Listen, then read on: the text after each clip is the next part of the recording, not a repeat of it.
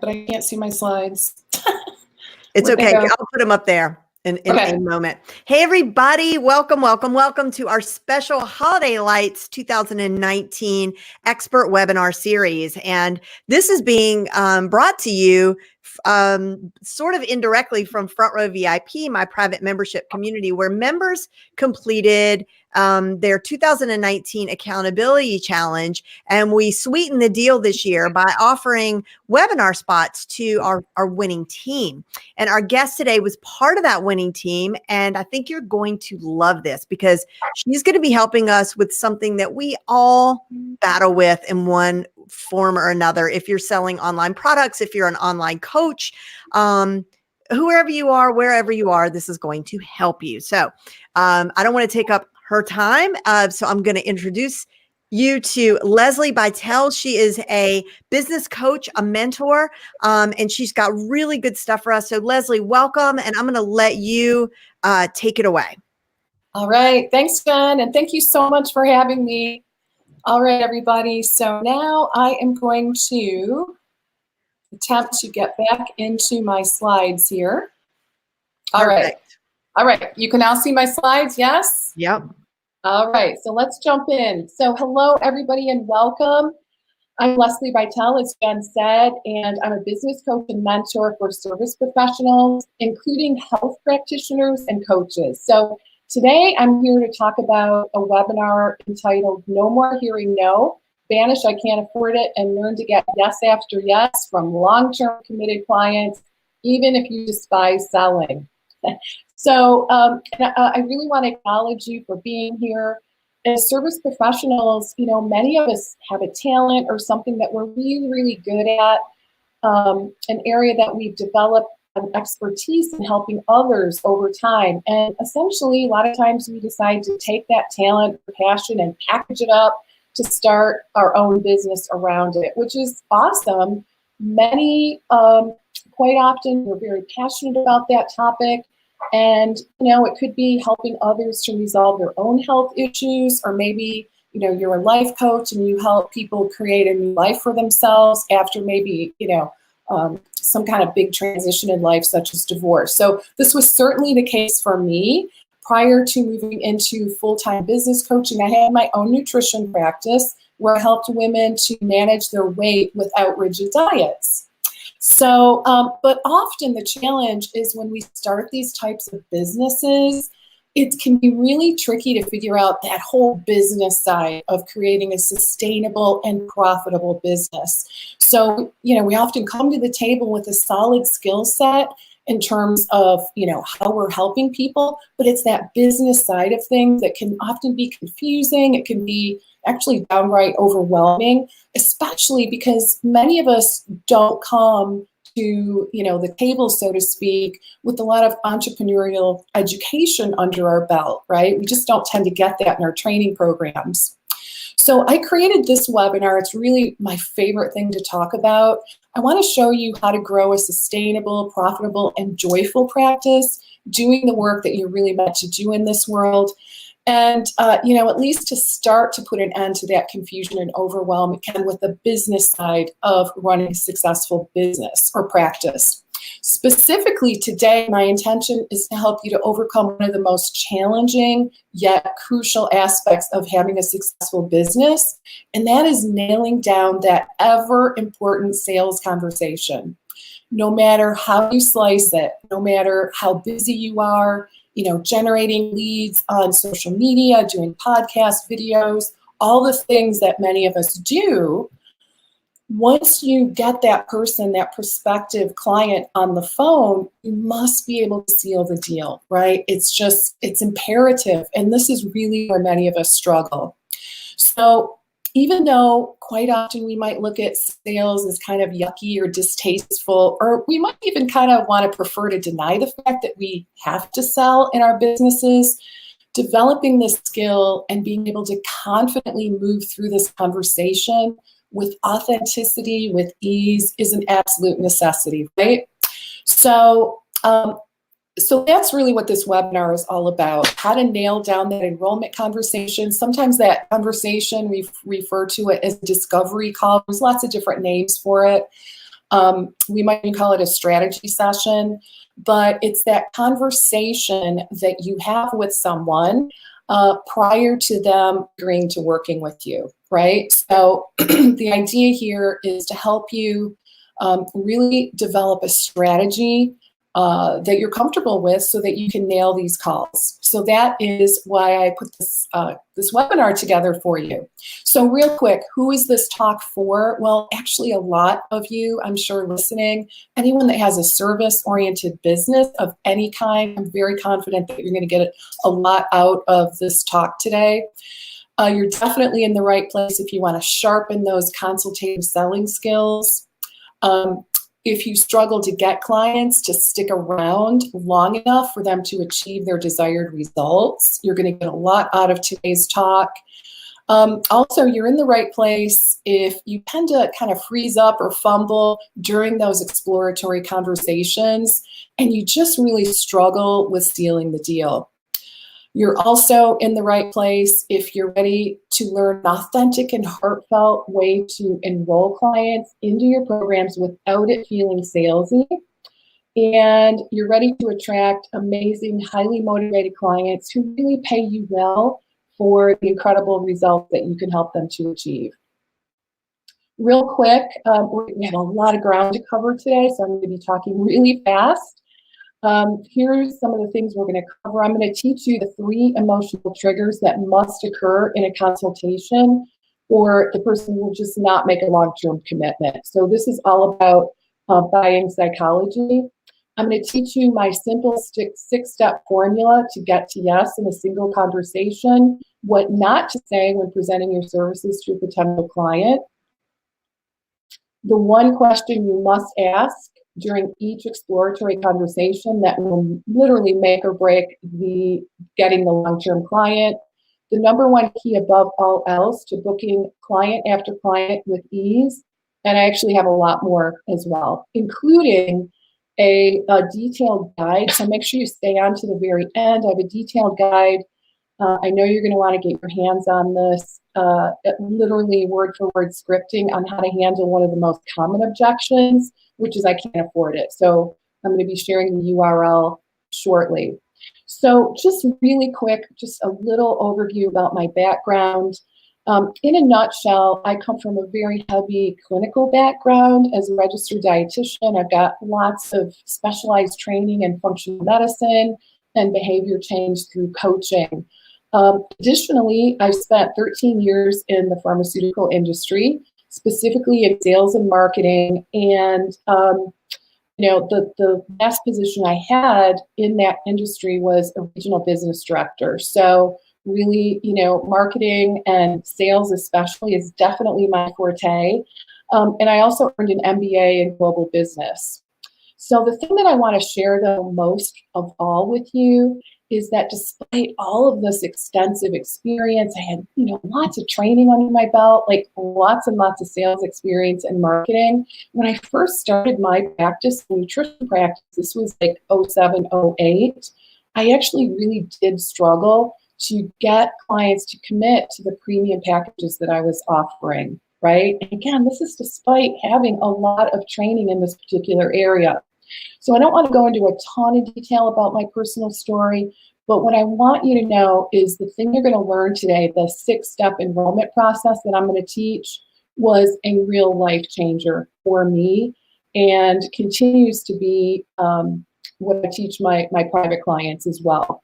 So the thing that I love about it is it, really it took a lot of pressure off of me. I was able to start closing, I would say 8 out of 10 prospective clients that I was talking with. I was able to move people instead of, the one-off sessions that, many of us at least start with in our businesses. I was really able to package up my services in such a way that we're much more a premium type of program. And, and I was able to have a really heartfelt and authentic sales conversation with prospective clients in such a way that they could see the value, they could see what was, at risk if they didn't move forward. And so it was really a great transition, and for both myself as the service professional, but also for my clients, it really helped them to solidify what's at stake, and it helped them to view my program as the bridge to help get them to where they want to go. So that's why I'm super, super excited to share this with you. It made all the difference in my family's financial situation, and I'm really confident that it can do that for you too.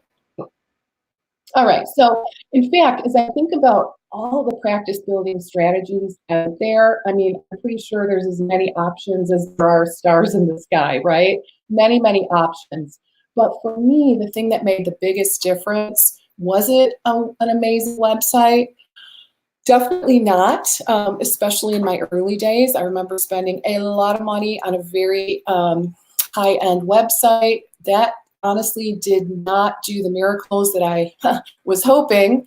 An email list, again, is great, but it didn't make the biggest difference in my case. Networking, social media, blogging, newsletters, really none of those things for me, in my experience, again, early on, made the big, huge difference, right?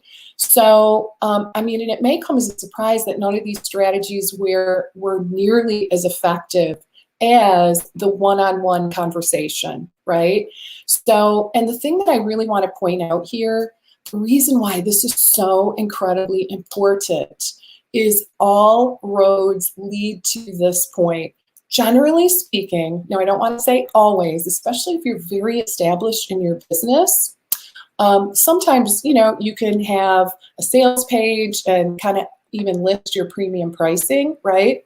If you're very, very well known and established in your business. But for the most part, most of us are going to have what I call a one-on-one enrollment conversation to entice that potential client to move forward, right? So all these different strategies, which are great, and I highly encourage them, right? Social media, blogging, all of those things are super important.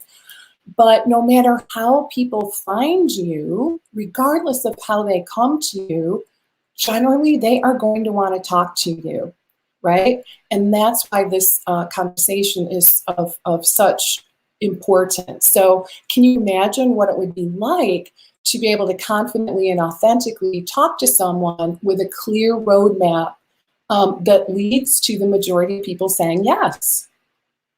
All right, so let's talk about the number one biggest mistake that well-meaning entrepreneurs make when attempting these discovery calls or these enrollment conversations.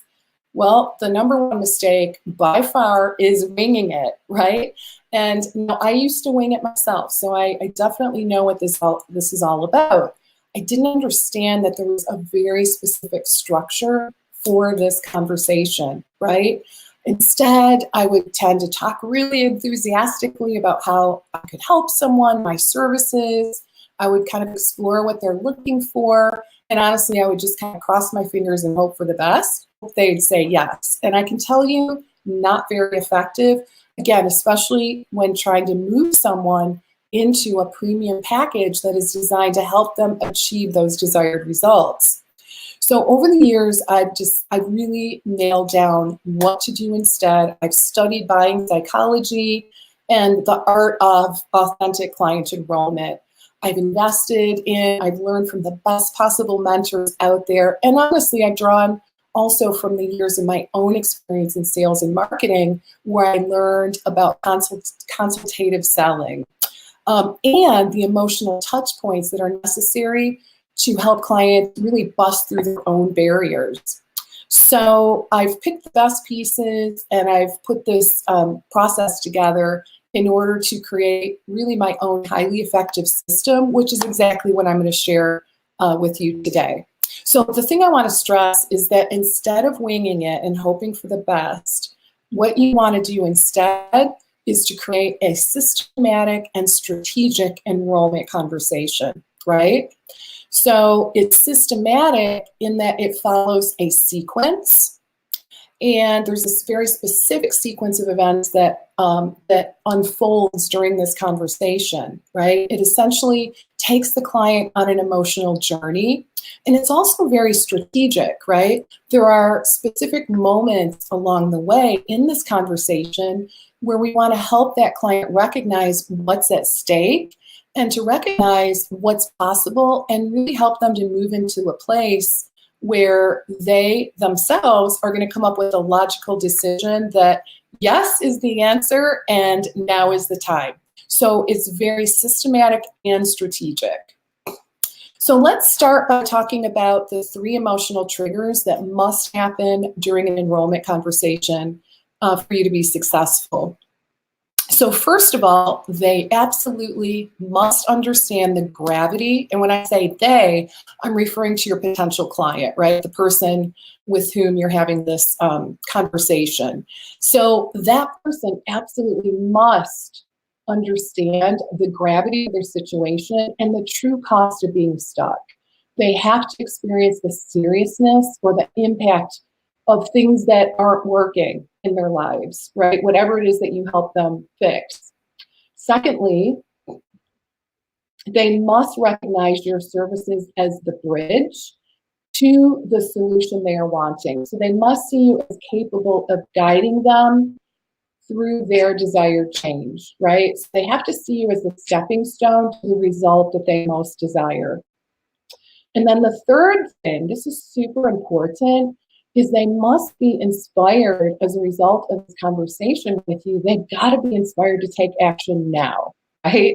And there's some specific ways to do that we're going to talk about tonight, but so that you don't hear the, oh, let me think about it, or, oh, you know, maybe in a few months when I'm, you know, better settled or have more time, right? So we need to recognize that no time is better than right now. All right, so let's jump into the 6-step formula that I've been talking about. All right, so the first step in my process is to adopt a winning mindset. So, so now what does this mean exactly? The thing that I really want to point out is that quite often we get on the conversation, we get into the call, we're all nervous about, oh my gosh, is the person going to say yes? Do they like me? You know, we get really self-conscious, and then we kind of freak out thinking, oh, so uncomfortable, I don't want to ask them for money, right? Like a lot of times it's that money thing that really gets us stuck. and sometimes we even worry that the person's going to think, oh my gosh, you know, she's just in this for the money, right? So the thing that happens is that we get really messed up with all kinds of self-sabotaging thoughts. So before you even start this conversation, really settle in. No, you are not asking for money. You are providing hope, right? Because remember, the person with whom you're talking is struggling. They are stuck. Otherwise, you wouldn't be having the conversation in the first place. Not only are they stuck, quite often people are hopeless. They don't know that a solution exists for them, right? So you really want to, you know, settle yourself, get clear. You're not on the line to, you know, just be asking for money. It's not the way to look at this. So instead, you want to tell yourself, say to yourself, I'm providing hope. I'm a lifeline here. And that's how I'm going into this conversation. So very important, the mindset. Very importantly, this one is so huge, you absolutely must own the value of what you do, right? So you must own the value of what you offer, because if you're in a place of self-doubt and needing validation, that you're going to send vibes, right? And that person is definitely going to pick up on that. So before you get on the call, you got to anchor down, get quiet, and connected to the incredible value that you offer. So think about the people that you've helped, think about the success stories you've got. It doesn't matter if they were paid or not. I know every single one of you has a lot of experience doing what you do, and you've got successes to draw upon. Now, number 3 is you absolutely must be the leader in the conversation, right? And in my opinion, the best way to do this is when you get on the call with a potential client, you're going to lay out the agenda up front so that there is a game plan, right? So the person knows what to expect, and they also know that it's not just a big free-for-all just to kind of pick your brain, right? So those conversations generally don't end well. So you want to come to the conversation with an agenda and just very, assertively, kindly, yet assertively lay that agenda out for the person right as you get started. All right, so let's go to step 2 in this process. So step 2 is all about uncovering the pain. And you're going to want to gain an understanding as to the person's most significant challenges, struggles, and issues. So really get your mind around their situation. You want to get them talking about what's not working for them, right? So that is the most important thing here. Now, you may be tempted to take their, kind of their struggles and challenges at face value, right? But what I want you to do instead, this is so very important. So highlight this, mark it up, because this is really key. You must deepen their understanding of the true cost and impact of their situation, right? So you want to deepen their understanding in terms of how this challenge that they're going through is spilling over and impacting other parts of their life. So there's lots of ways that you can do this, but let's say someone comes to me in my business. So as a business coach, I help a lot of healthcare entrepreneurs, and I help them to build their practices. So someone that I talk to in an enrollment conversation, they might come to me and say, Lesli, my problem is I just don't have enough clients because I'm not comfortable with marketing, right? That's a really common one. So instead of just kind of saying, okay, I got that, I got it, and then moving on to the next thing, I need to pause here, and I kind of need to explore a little deeper, what their experience is. So I'm going to take time to probe deeper. I'm going to ask, what does that really mean for you? So someone might say, well, Lesli, it means that I don't really have enough money and we're really struggling financially. So then I might say, well, tell me, what is the impact of this? How is this feeling? How is this impacting your life? Well, someone might say, well, we're 30 grand in debt. I got to pull my son out of private school and he's really upset.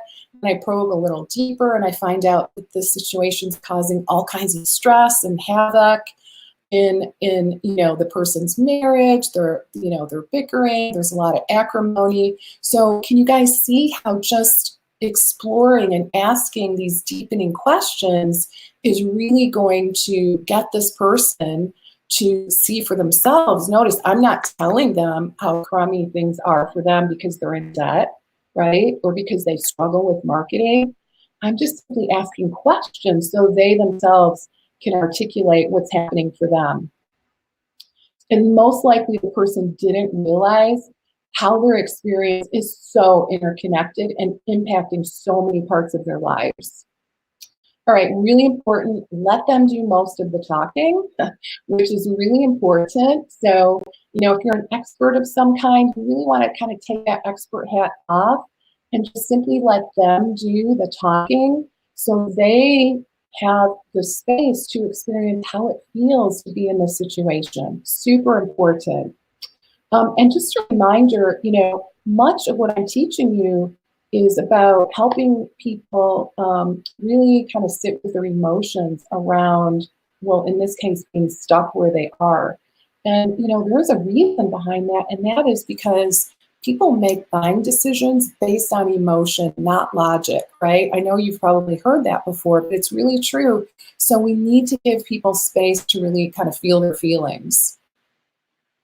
All right, so let's go on to number 3. So number 3 is about creating the vision. So in this step, we are going to help the person that you're talking with, to richly define what things will be like when these problems are resolved. So it's incredibly important to help the person to paint a vision, to motivate them and inspire them to do the hard work required to make the changes that they want. I really feel like this is, these two parts are truly the first big step to permanent change, permanent and lasting change, being clear on what's at stake and the struggle, but also being able to, imagine for oneself what life could be like if we were able to overcome some of these challenges and achieve, a beautiful vision. So we're going to help them to richly define life once these problems are solved. And we're also going to help them to experience, again, what things could be like once they're successful or have made steps forward towards achieving their goal, right? And then one question that I really love during this particular segment is to ask, what would you be able to do, be, or have at that time that you can't now? This is a great anchoring question. All right, so let's go to the next one. This is step 4, and this is where we're boldly presenting the offer. And this is definitely a segment that can cause us to get a little tripped up. So I'm going to give you some really specific tips here to help you navigate through this with a lot of confidence and ease. All right, so you want to start this segment. This is really important. Like most often we're like, oh, thank goodness, I can finally, just like jump in and tell the person, about my program. But what I want to recommend is before you jump in and talk all about, your program and the logistics and all the different segments of the program, do a little pause and essentially do a quick review. So you want to review the gap of where they are now and where they want to be instead before you jump into presenting your offer, right? So you just want to give them, you need to take a moment to help the person settle back in by doing a quick summary of their situation, what you've heard so far, right? And the thing that is so very important for me to share, and honestly, this is probably the biggest mistake that I see, which is jumping right into the logistics of your program. How many sessions, what they get, all the different bells and whistles of your program. By far the most common mistake I see, and it's easy to do. I got to tell you, even when you're really experienced at having successful enrollment conversations, very, very easy to jump right into the logistics. But don't do that. Instead, what we are going to want to do is lead with results, right? So you want to lead this part of the conversation after you've done a little review. You are going to want to share what your program is designed to help them accomplish in terms of transformations and results, right? So that's super, super important. So just be really aware. This is what kind of, blows the wind from their sails. If you jump right in and go right to the logistics, it's like, oh, like I don't care so much about that. I just want those results, right? So you want to reiterate the results before you talk about the logistics and certainly before you move into the money part of the conversation. All right, so this next bullet point is all about how we need to, before we talk about the investment, and remember, we're going to call it an investment because it truly is an investment in their lives, their health, whatever it is that you help them do. So what I want you to do is do a little check-in before you move into the money part of that conversation, right? So you are going to do something like, you can say something like, Jane, before we talk about the investment, which we're going to do in just a moment, I wondered if you have any questions that I can address for you. And assuming that investment works for you, does this sound like a program that would meet your needs? So guys, in the world of sales, this is called a trial close. But let me explain why it's so very important. Because once you get into the money part of the conversation, things can get a little muddy, so to speak, right? Like it can get maybe even a little overwhelming for the person. So what you're trying to do here is kind of separate any potential objections that that person might have that don't have to do with money before you get into the money conversation. Let me give you an example. So if I ask that question, again, we're going to talk about the investment in just a moment, but I wondered if there's any questions that you have that I can address for you. Assuming the investment works, does this sound like a program that would meet your needs? So the person might come back and say, gosh, Leslie, it sounds great, but, I'm just kind of thinking, it's really time consuming.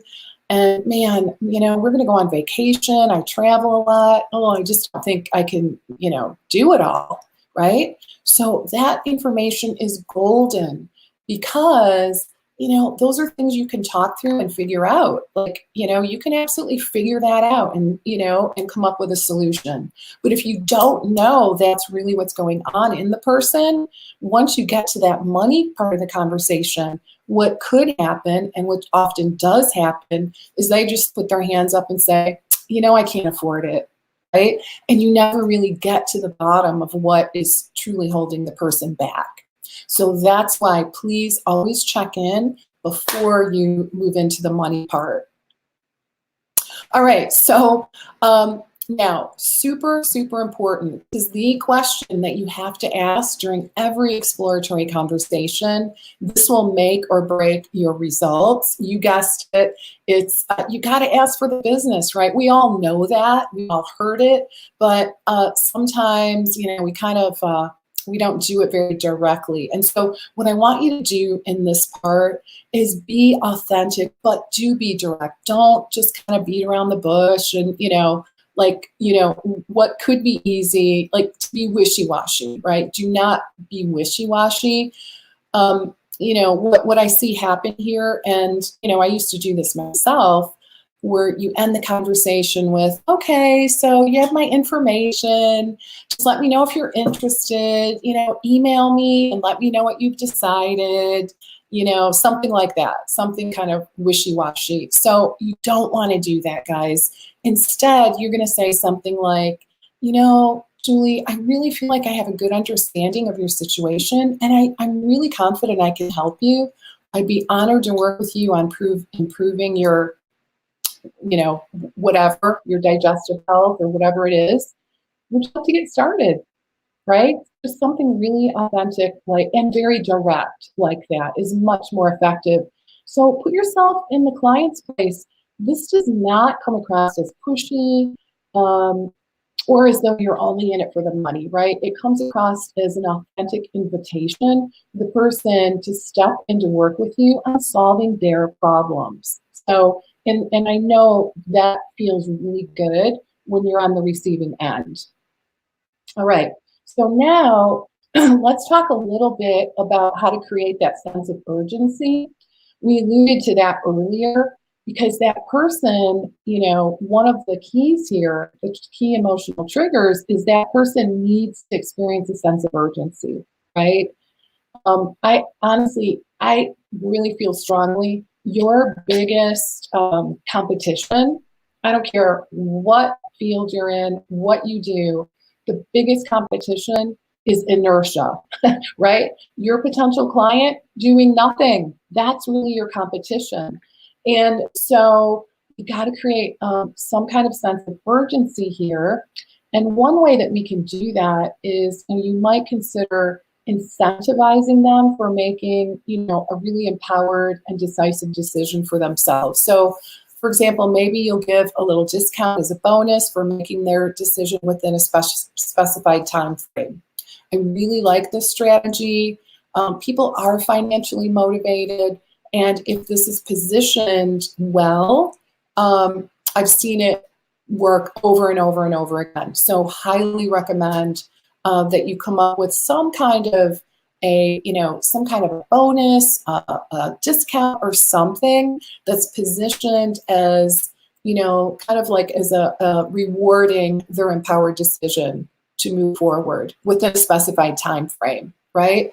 So I would recommend that you're letting them know they certainly can take lots and lots of time to think about their decision, right? Absolutely, you're not taking that off the table.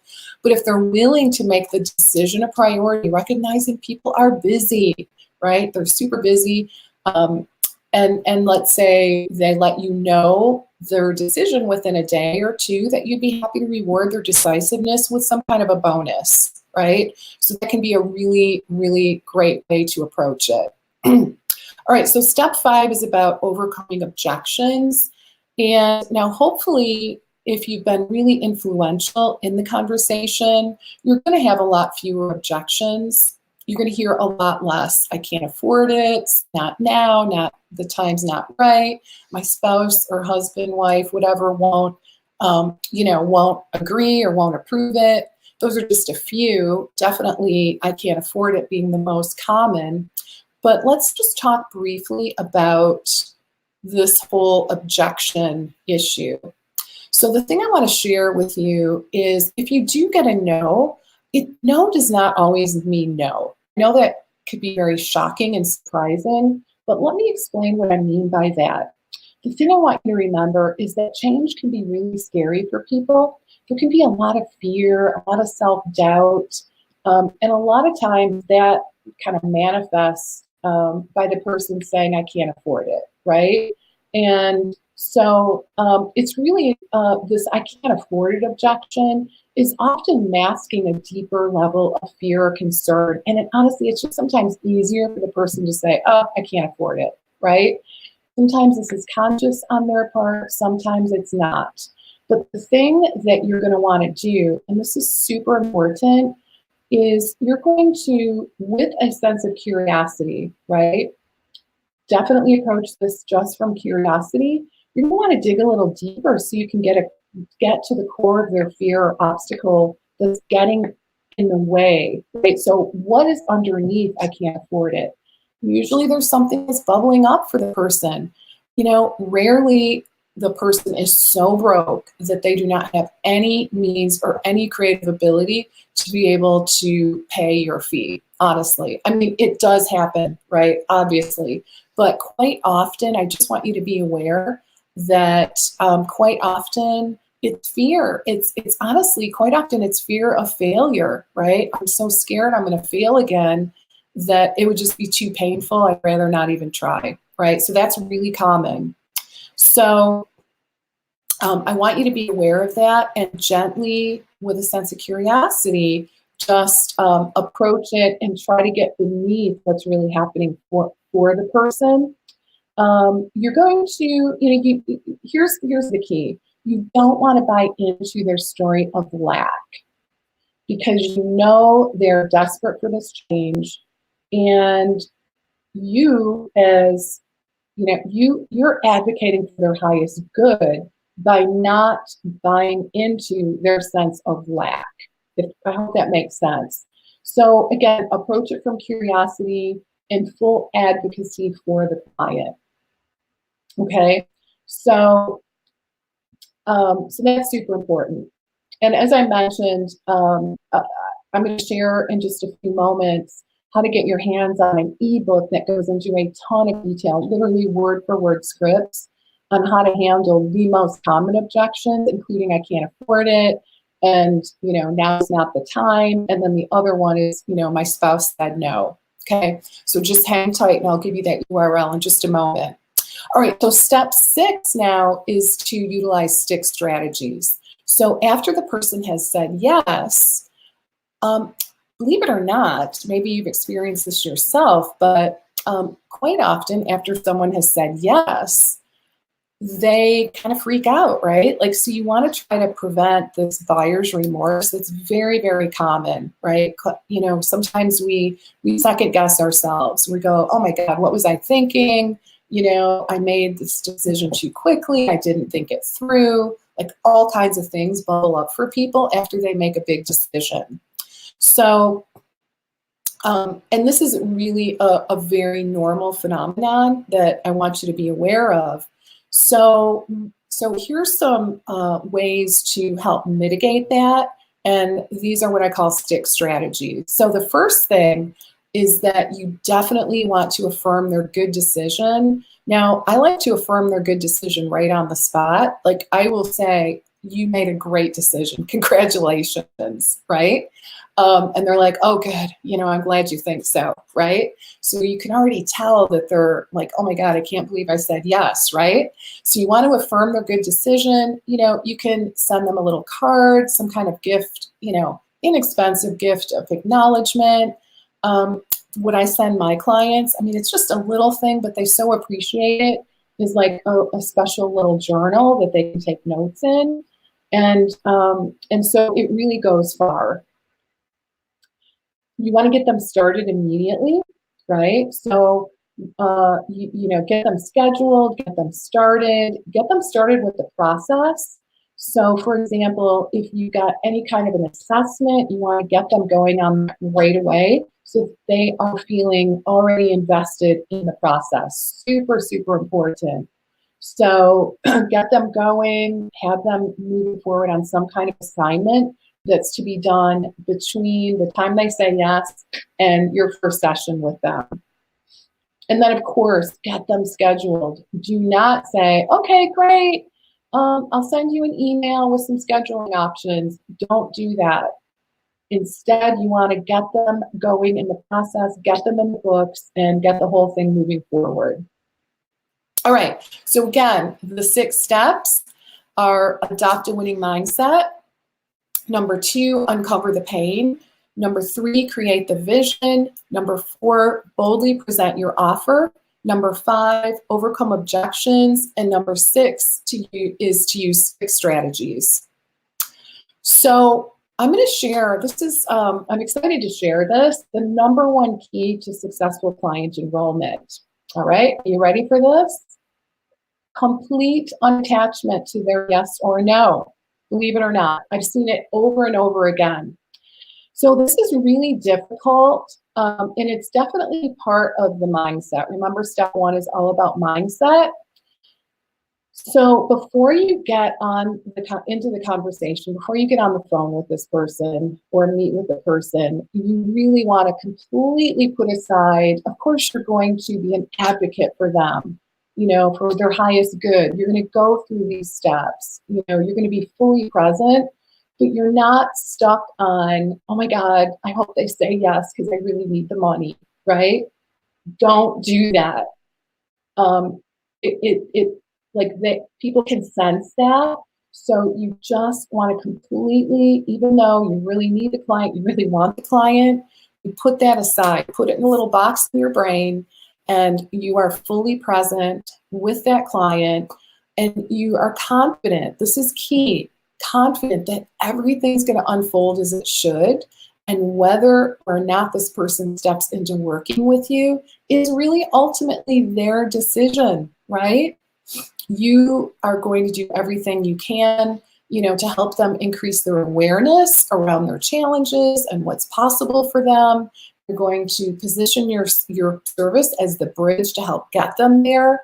You're going to help them, to get out of their own way, essentially. But at the end of the day, it's really up to them. So I've seen the power of this over and over again with my own clients, in that once they can put aside that attachment, that need for a yes, magical things start to happen. So it does take practice.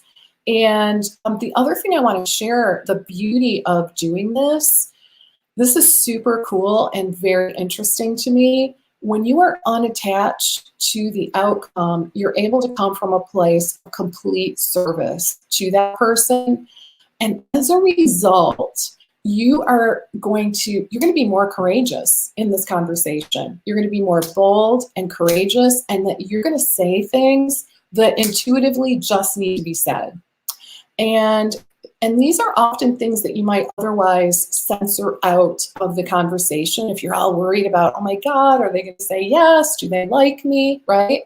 So when you get rid of all that chatter in your brain and just focus and know that you're going to do your best, and however this unfolds is how it's meant to be, you come into the conversation as more of a leader, definitely stronger, And ironically, the less you worry about the results, the more yeses you are going to get. I promise you. All right, so we are almost out of time. So I do want to share that that guide that I talked to you about. This is a word for word. It's actually quite an in-depth ebook that I wrote, where I give you literally word for word scripts to overcome I can't afford it and other common objections. So you definitely want to get your hands on this. I get a lot of great feedback. I think it'll be very helpful. All you need to do is go to Lesli, and that my name is spelled a little differently. So there's no E, LESLIBITEL.com, LesliBitel.com/objections. All right. So go ahead and grab that ebook. And I'd also love to stay in touch via Instagram. So I put my Instagram info.